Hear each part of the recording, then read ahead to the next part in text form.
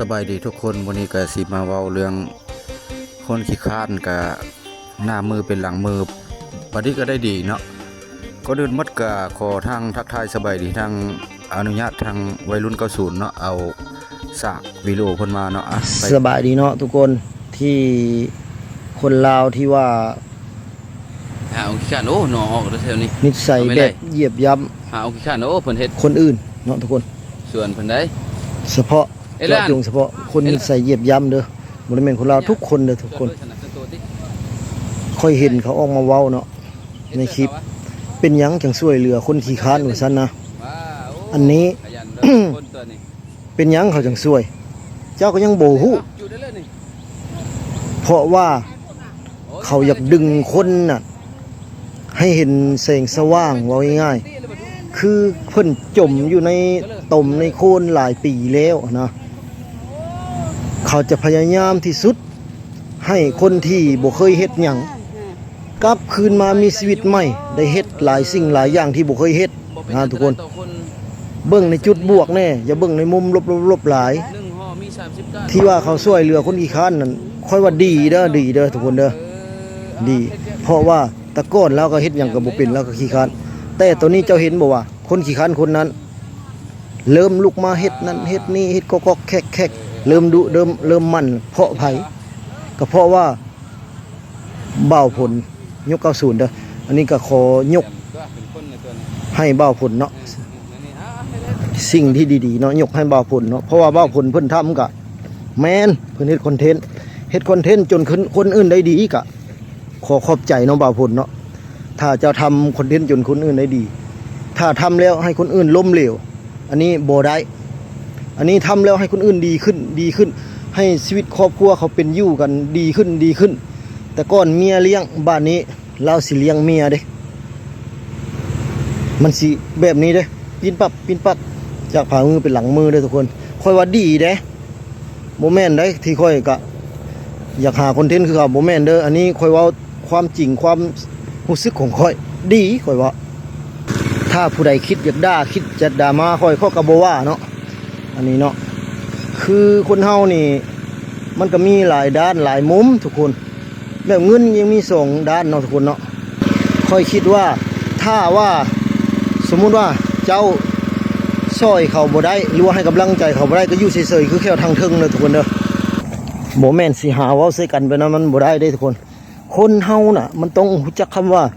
ช่วยเหลือกันอยู่ในโลกใบนี้น่ะเฮาจึงถึงจะอยู่ได้ทุกคนช่วยเหลือมีน้ำใจเอื้อเฟื้อเผื่อแผ่ซึ่งกันและกันมีหยังก็ช่วยเหลือกันแบ่งกันนะอันนี้เขาเอิ้นว่า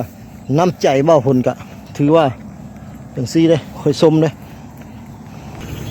อันนี้ในมุมมองของค่อยเด้อทุกคนเด้อถึงว่าเขาจะขี้คร้านแต่เขาก็ไม่ได้สร้างความเดือดร้อนให้ผู้ใดเด้แต่สำหรับค่อยเด้อค่อยก็ขอขอบใจขอบคุณวัยรุ่น90เนาะที่สามารถทำให้คนหนึ่งมีอยู่มีกินได้และคือบ้านเมืองหมู่คือหลายๆคนเนาะค่อยคิดว่าเพิ่นช่วยแบบนี้ก็เป็นส่วนบุญของเพิ่นเนาะเพิ่นมีใจดีมีน้ำใจเขาเอิ้นคนมีน้ำใจนะทุกคนบ่แม่นสิเห็นคนล้มแล้วข้ามอันนั้นเขาเอิ้นว่าคนล้มแล้วข้ามคน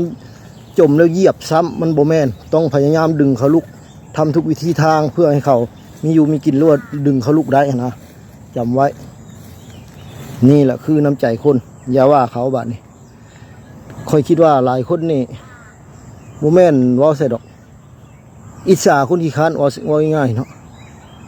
เท่านี้แหละคนเกือบโลกบ่ได้อิจฉาไปมีแต่ขอขอบคุณและขอบใจ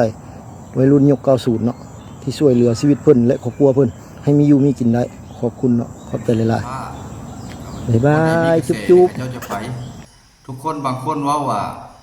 ไปซุบยุคนขี้คร้านมันบ่แม่นซุบยุเพราะว่าในเมื่อมันมีชื่อเสียงโด่งดังขึ้นมาเนาะก็นอนเนื่องจากว่ายุควัยรุ่น90เนาะไปถ่ายคลิปเนาะตอนเราอยู่เฮือนหั่นก็เลยลุกขึ้นมาเฮ็ดเฮ็ดงานแล้วมันเป็นกระแสโด่งดังมาแล้วพอดี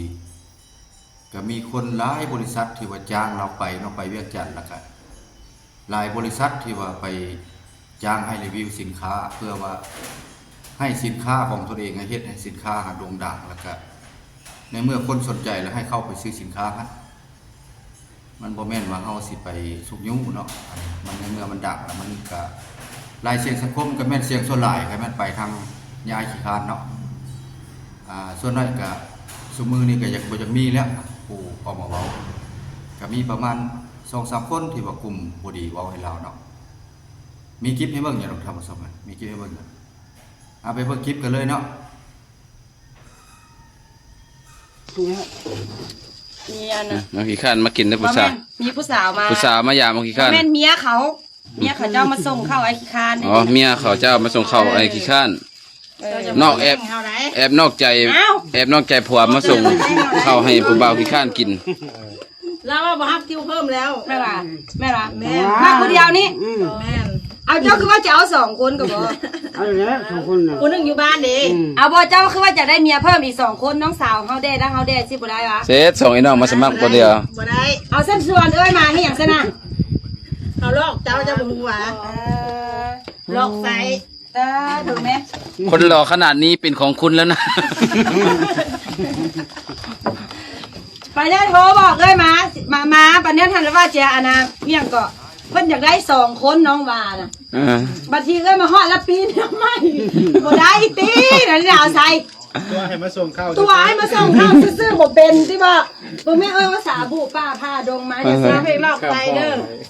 ข้ามห้องอีกแล้วข้ามห้องมาอีกแล้วเกิดลมหันคันเอ้ยลมนี่รับผิดชอบเอ้ยแท้เอ้ยแต่คิดว่าน้องเว้าแท้ก็ปัดตอนลมโทรศัพท์น้องแล้วบ่ว่า รักเขา ตอนลมโทรศัพท์คือบ่ว่ากันจังซี่น่ะเนาะ บ่ตกลงกันแล้ว บ่ตกลงกันจังซี่น่ะโอ้ยมันบ่แม่ คนหล่อนี่บ่ปากบ่จาหยังเลยเนาะบ่น่ากิน บ่แม่ มึงเพิ่นกินก็ได้ เอ้ยต้องงามก่อนน้องเนาะแม่นบ่เบิ่งดีๆดู ผู้ใดงามก่อน ผู้ใดงามก่อนเลือกคนถือแล้วบัดนี้ คือบอกว่าฮักได้เสียดายน้อง เนาะ พอมีแรงใจ จัดไปเลยเอ้า เอ้ยก็งามอยู่ดีเอ้ยก็งามอยู่ดีตอนนั้นท่านเอ้ยได้กินข้าวว่าน้องสิเอา2แล้วเอ้ยก็จังมาแม่นแท้ปะ ตั้งใจขนาดแล้ว ตั้ งใจขนาดเลย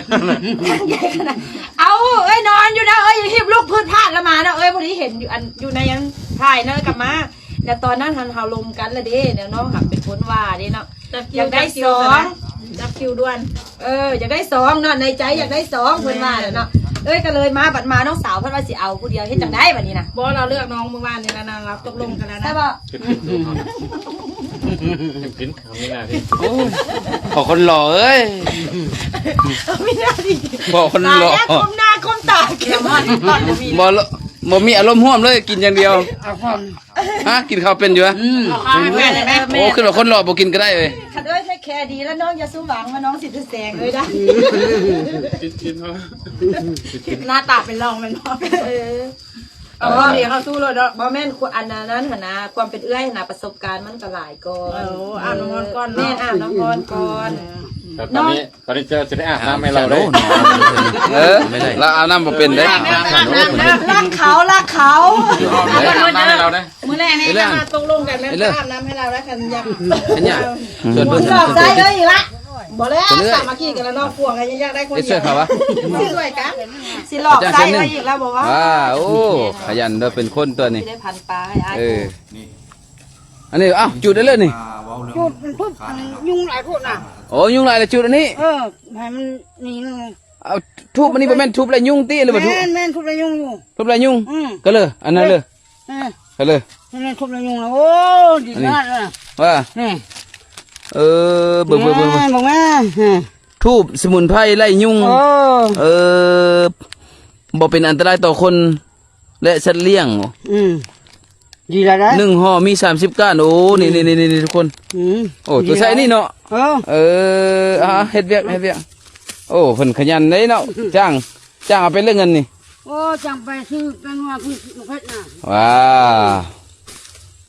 าเฮ็ดใกล้สิแล้วเหรอ นี่ขึ้นห้องตัวนั้นก็ได้เลย เนาะโอ้ขยันตัวเป็นคนในตัวนี้